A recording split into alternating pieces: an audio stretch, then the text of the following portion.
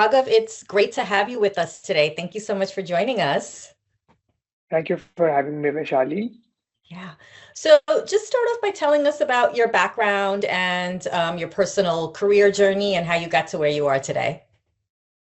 So I'm Raghav. I'm one of the co-founders at Posha. At Posha, we're building cooking robots to help people eat freshly cooked meals every single day without having to spend tons of time in the kitchen. And I started this company roughly 8 years back. This was out of Bangalore, India. We started out of a small space in an area called Koramangala in Bangalore. Um, Grew the team to roughly 50 people, and then I decided to move to the Bay Area to be closer to our customers here. So I've been here for the last 4 years. And we finally started shipping to consumers this year. We're already live in a few hundred households with thousands of pre-orders on our books. We're Series A backed by Excel.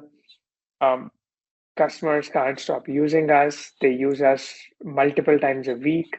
Um, we have a marketing team of zero, and we still recorded the highest orders we ever did last month, and that just shows how much people love our product. It you know All of our growth is through word of mouth. To help users understand what we exactly built, it's a cooking robot for cooking meals. It's like a coffee machine for food. All you do is choose a recipe on the robot, put freshly chopped ingredients in different containers, tap cook, and out comes a delicious meal. Hypothetically, you might want to cook like a spaghetti. And if you tell the robot you want spaghetti, it'll ask you to put spaghetti noodles in the first container and parsley in the second container, milk and cheese in the third container. It'll ask you to put spices in a spice rack. Um, you'll tap cook and it'll take over. It'll add the right ingredients at the right time into a pan. It'll stir your food. It'll regulate heat, um, and it'll cook your food to perfection, so you can have a delicious meal every single day without having to spend an hour in the kitchen. hmm So when you decided to start this company, what problem were you trying to solve that felt big enough to start a company around? The problem was very evident. I think Americans spend roughly an hour in the kitchen every single day, and that amount of time is comparable to the amount of time we spend on commute every single day. And it's not the most efficient use of time. And so many of us, despite knowing that we want to eat healthy, end up eating out a lot or ordering in a lot, and um, that affects our health dearly. In fact, 70% of Americans are either overweight or obese, and that's primarily because despite having despite spending an hour in the kitchen every single week, they're still unable to have a freshly cooked meal. Posha set out to solve that problem. It set out to make the self-driving car equivalent for food. So you could have freshly cooked meals every single day without having to spend an hour in the kitchen. hmm And your mission is really around having a private robot chef in every kitchen. So when you first shared this idea with others, what kind of reactions did you get? And how did you respond to any skepticism? The first reaction we typically get is that of wonder, and people fail to believe that something like this can actually exist. When they do come to believe something like this can exist, they typically think of a humanoid robot that is moving its arms to flip a pancake. Um, and so that's the first reaction. Then once they see the robot, they realize that it's actually not a humanoid form factor. It's a robot, just the way a vacuum cleaning robot is a non-humanoid robot. It's a disk moving around in your house, but guess what? Like 20% of US homes have that disk moving around cleaning their homes. So that's the first reaction. Um, and once they've seen the robot, I think the question is, can this really cook food as well as a human being? So that's like the skepticism we typically get. The only way to solve that skepticism is by getting them to taste the food. And there are a few ways we get people to do that. One is we have these demos all across the US every so often, and we let people sign up on our website. And whenever we're traveling to their city, we let them know that we're having a demo. We have them over to taste the food, and that helps them get over the skepticism. The second way we do this is by letting our customers do the talking. Mhm. Most of our customers like throwing Posha parties. They like surprising their guests. And so they have their friends over, they cook food for them. They let Posha cook food for their guests while they socialize and entertain their guests. And then, they let their, friends taste the food. And that basically solves this problem and helps people come over this skepticism. So, for someone who's seeing Posha for the first time, how would you describe the experience in one meal from start to finish? Do you mean to ask how? Do you mean to ask how Posha works? Yes. So think of Posha like a coffee machine, but for food. So when you want coffee on a coffee machine, what you do is you choose the brew of coffee you need. You could choose from espresso to cappuccino to lattes and so on. Once you do that, you put milk in a different container, you put water in a different container, you put sugar in a different container, you put beans in a different container. You tap a button, and the coffee machine does the mixing, does everything, and gives you a freshly brewed cup of coffee. We do the exact same thing for food. You choose a recipe on the screen, put different ingredients in different compartments. You tap cook, and Posha prepares a meal for you. You can, just like in a coffee machine, you are able to tweak each cup of coffee to your liking. You could make it, stronger or lighter, sweeter or not. So you can do the same thing with Posha. Um, yeah, I think that's like that's the way Posha works. And the Hmm. and the and the kind of meals it can cook right now are primarily one pot meals. So these are meals that you traditionally cook on a stovetop, Mm. from rice and beans to milk to to chai tea to anything realistically that you can cook on a stovetop is something that Posha can cook. And so we are seeing a lot of our customers just stop using the stovetop altogether because Posha does all of it. Posha cannot bake, however, it cannot make a pizza. It cannot uh, like make a cake. It cannot do anything that requires baking. Yeah. So, cooking is something that's seen as deeply personal. How did you design Posha to account for tastes and culture and, individual experiences? So, so I think before I answer that, it's important to understand that Posha uses computer vision and AI to cook food. So when people hear the term robot, um, they think that the machine does something repetitively, because robots are typically associated with repetitiveness. But Posha is not repetitive. It uses AI, which makes it adaptive, which means it knows the color of your onions, it knows the water content of your tomatoes, it knows whether or not more water is required or less water is required. All this intelligence allows it to tweak each recipe to your liking based on your cooking history. So if you're the kind of person who likes their food spicy and they have tweaked all their recipes to be on the spicier side, Posha will make sure that all your other recipes are also spicy. If every time a recipe is cooked, Posha actually asks you to rate a recipe. So not only can you give it a star rating, you can also give each recipe a textual, a text-based feedback. So you can say, I found my mushroom risotto too creamy. Um, you know, don't put as much cream the next time you're cooking it. And when you've given this feedback to Posha tens of times, it it gets trained on this feedback and makes sure that every other recipe, not just this recipe, adheres to the feedback that you've given Posha. Does that answer your question? Mhm. Yeah. So let's talk a little bit about your AI strategy. I did the research and I read that you use something called embodied AI in your cooking robots. Tell us what that means. So if people think of ChatGPT, so let's talk about ChatGPT and other LLMs. So ChatGPT and Gemini and Grok and all these other large language models are trained on the web and on millions of text-based data points.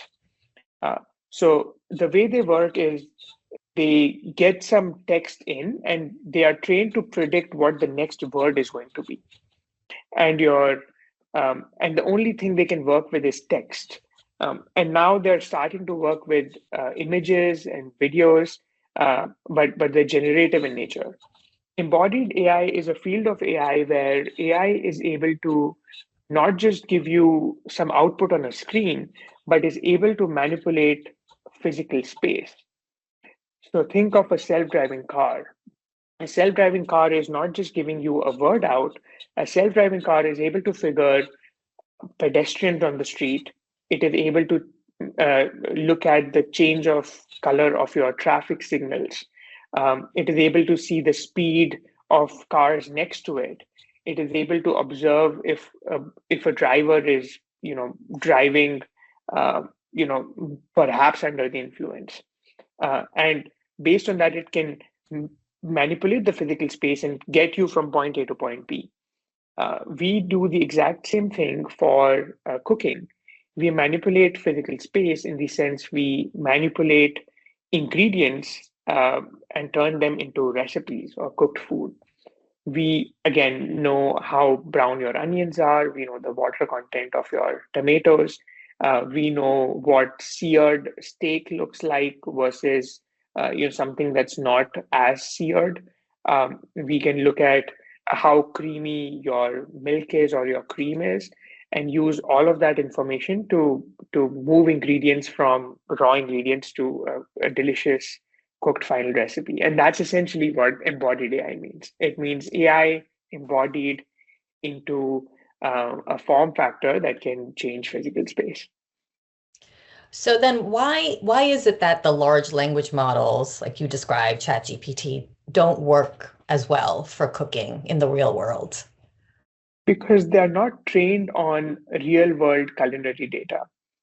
They are trained on the web, and it would be very hard for us to find images on the web that uh, tell you the different stages of cooking pasta or cooking rice or heating onions or heating zucchini.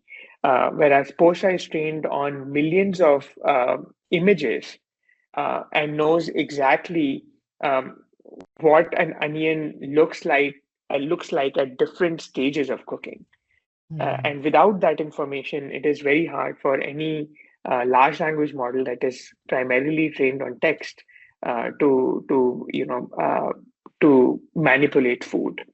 And that again is the exact same reason why self-driving cars like Waymo and Tesla, while they continue to use um, um, NVIDIA GPUs to train their models, the underlying tech stack does not use Gemini, does not use Grok, does not use OpenAI, but they have all trained custom AI models that are trained to navigate the roads. And so we have custom AI models that are trained just to cook food and do nothing else.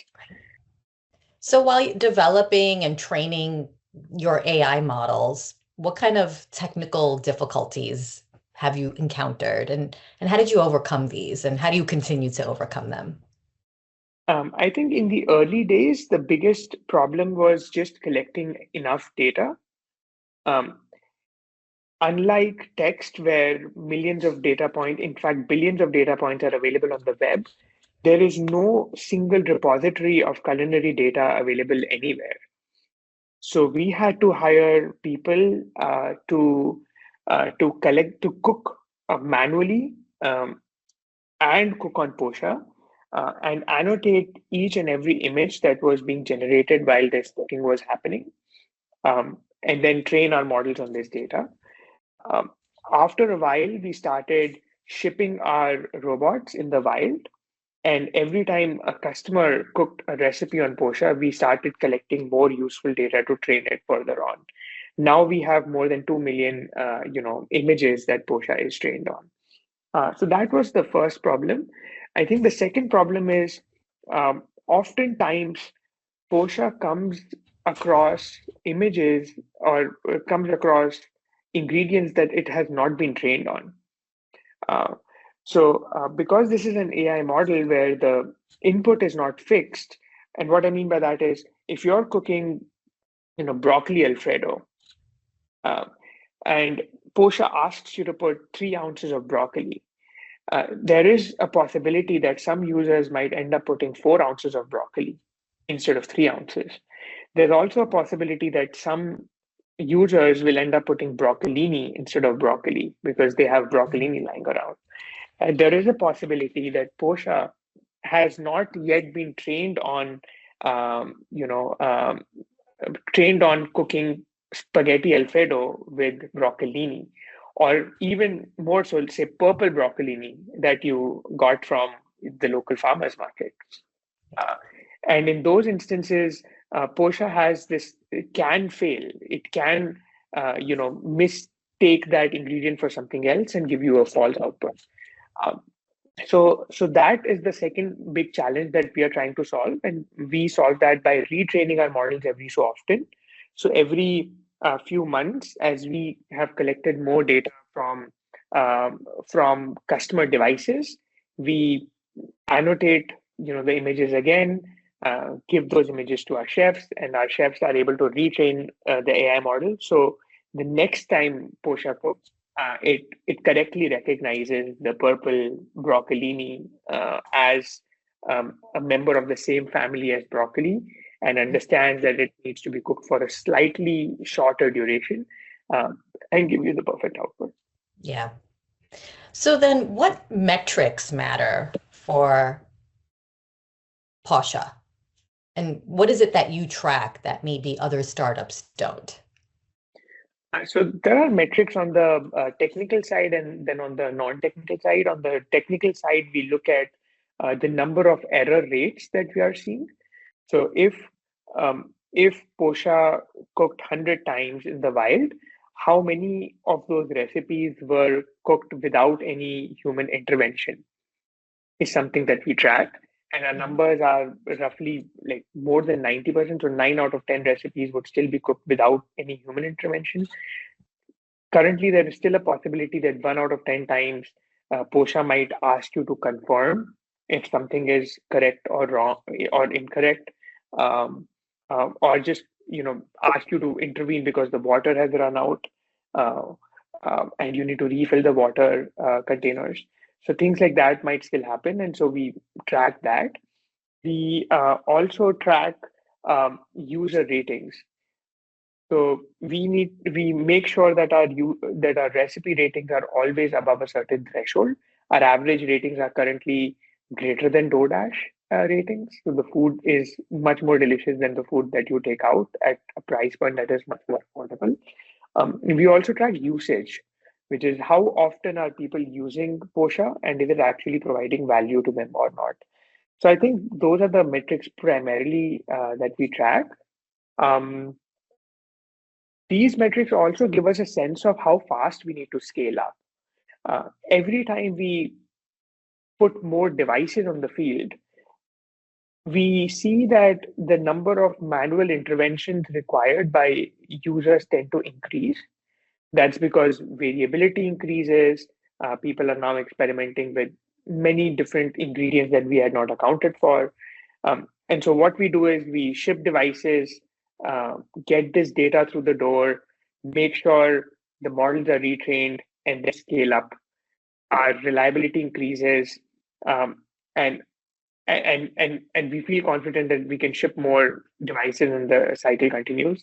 Again, it's the same thing that Waymo is doing. They put some cars on the field, collect field data, improve their reliability, and then put more cars on the road, and that cycle continues to flow. Yeah. So your AI models what continue sounds like they continue to evolve as you get obviously more data. Yeah. Um, what about the hardware side? How do you ensure, Posha keeps improving without constantly redesigning the hardware? So it took us 8 years to get the hardware right. So we made sure we already went through about 7 iterations before shipping the current generation hardware, and the intention is to not iterate on the hardware for the foreseeable future. Um, we the hardware is hardware gives Posha all the tools it needs to cook. So Posha has the equivalent of hands to add ingredients. It has the equivalent of hands to stir food. It has the equivalent of hands to dispense spices, to add water and oil. It has sensors to detect change in color, texture, consistency. So all of that will is something that does not have to be updated. It's Mhm. something it has, and it will continue to have it for the long time. We just need to um, make um, we just need to make Posha more intelligent so it can do more with the appendages it already has. Again, I think an example of this would be the human body. So the difference between a 10-year-old cook and a 40-year-old person who's been spending a ton of time in the kitchen cooking is not the addition of more arms, more hands, more eyes, or any of that. It's just one of them having better intuition around cooking. Yeah. So that's the area where we're also focusing on. Mhm. And so when you think of your AI strategy, what does success look like over the next 5 years? What would you say are the capabilities that are going to matter the most? So Posha is currently very good at predictive AI. So it once you tell it what recipe you want it to cook, it will give you a very delicious meal. But you will have to tell it what recipe it needs to cook. Mhm. Um, Within 5 years, Posha will have the capability to generate recipes that are net new using whatever inputs you throw at it, and these recipes would be comparable to the recipes that a trained chef would generate. So you will be able to tell Posha things like, give me a vegan Vietnamese pho with 5 grams of protein, 3 grams of fiber that uses mushrooms that and bok choy that I have lying around in my refrigerator. And yeah, so if you give it that prompt and ask it to also put like a completely random ingredient, like also add mayonnaise to it, Posha will be able to, and made like vegan mayonnaise because I said vegan, and Posha will be able to come up with a new recipe for a pho that perhaps none of us have ever tried, and cook a meal for you just like a trained chef. Mhm. Yeah, that's great. And Time Magazine named Posha one of the best inventions of 2025. So congratulations to that. Thank you. What do you think set Posha apart from other smart kitchen products in that recognition? Mm. I'll be honest, I haven't looked at the entire list. So I wouldn't know how we're better from others on that list. Mhm. But what sets us apart from other companies trying to do something similar is just the sheer fact that we're shipping and we're in consumer homes. Most companies struggle to get out of the lab. So there are tons of embodied AI companies that are still in the lab that are yet to show any customer value. I think we're one of the very few companies out there that have actually shipped to paying customers, and customers are using us multiple times a week, every single week. So I Mhm. think that's what sets us apart, just the sheer execution of building something that's consumer ready. And then when we just talk about funding and finances, how do you handle challenges related to funding, fundraising? You know, you have investors, you have, I'm assuming, you know, limited resources. How do you handle some of the challenges around that? I think just prioritization. We have to say no um, to more things than we say yes to, and ruthlessly prioritize on what matters. And I think that helps us maybe move faster than a lot of the other mature companies who have the resources to tackle a lot of other things. And they're not just focusing on the highest impact activities, but also activities that might yield low impact. And then finally, looking back, what mistakes or obstacles taught you the most valuable lessons as a founder? Just being comfortable with rejections. As a founder, we hear more no's than yeses. There are thousands of doors we knock on, and more than 950 doors are big no's. And just being comfortable with those rejections, I think, is super important.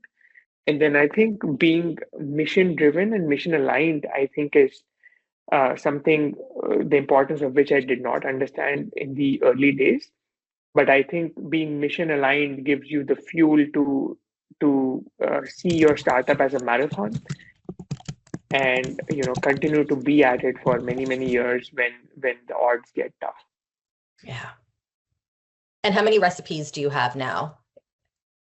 We have over I think over 600 recipes right now. The recipes are growing every single day, so we might be over 800 also. I'm not entirely sure, but we have hundreds of recipes and across cuisines. Chances are, if you tell me the last 5 dishes you remember cooking at home, maybe at least three of them are already on Posha. Yeah. Um, okay, final question.